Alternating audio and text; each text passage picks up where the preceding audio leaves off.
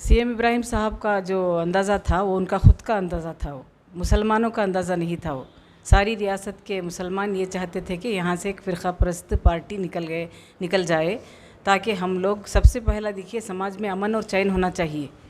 हमें लोगों का यकीन है, ईमान है कि रिज़्क़ और देने वाला अल्लाह ताला है, उस पर ईमान है, किसी के सामने हाथ फैलाते नहीं।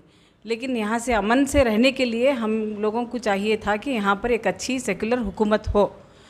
बीजेपी की हुकूमत होने के नाते यहाँ पर हर नौजवान, हर औरत इतना परेशान थी कि अपने आप को ज़िंदगी बसर करना भी हमारे माओं के दिल में एक डर सा फैल गया था।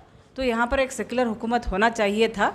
ये यहाँ पर मुसलमानों ने ये तय कर लिया था कि किस तरह से लाया जाए, तो उन्होंने अपने मैंडेट के ज़रिए ये अप्रूव कर दिया है कि यहाँ की हुकूमत कांग्रेस की हुकूमत होना चाहिए। वो गलत साबित हुए, वो उनका अपना ज़ाती अंदाज़ा था ऐसा। लेकिन हुमनाबाद में उनके जो फर्जंद कॉन्टेस्ट कर रहे हैं, उनकी वजह से कांग्रेस हार गई 1000 वोट से। ये उनको इसका सोचना चाहिए, वो अपने आप को इसका मुतालबा करना चाहिए, क्योंकि ये वहाँ पर कांग्रेस की ये सब जगह से कुमारस्वामी भी बोल रहे थे जहाँ कांग्रेस का उम्मीदवार जीतने वाला है वो हमारे जेडीएस का उम्मीदवार थोड़ा पीछे हटे तो बजा होगा।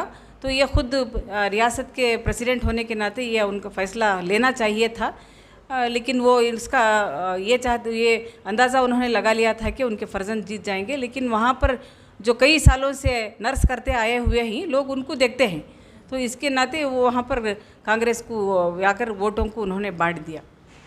डिप्टी सीएम का मुतालबा किया जा रहा है और ज़मीर अहमद खान साहब का नाम आ रहा है कि डिप्टी सीएम उन्हें बनाया जाए।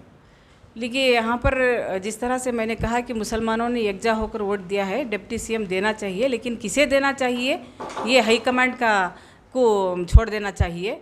ज़्यादा से ज़्यादा मिनिस्टर्स बनाना चाहिए, अच्छे पोर्टफोलियो देना चाहिए। डिप्टी सीएम भी देते हैं तो देना चाहिए, हक बनता है। किसे देना है, कौन कौन सेलेक्ट करते हैं, ये हाईकमांड को केवल मुनहसर है।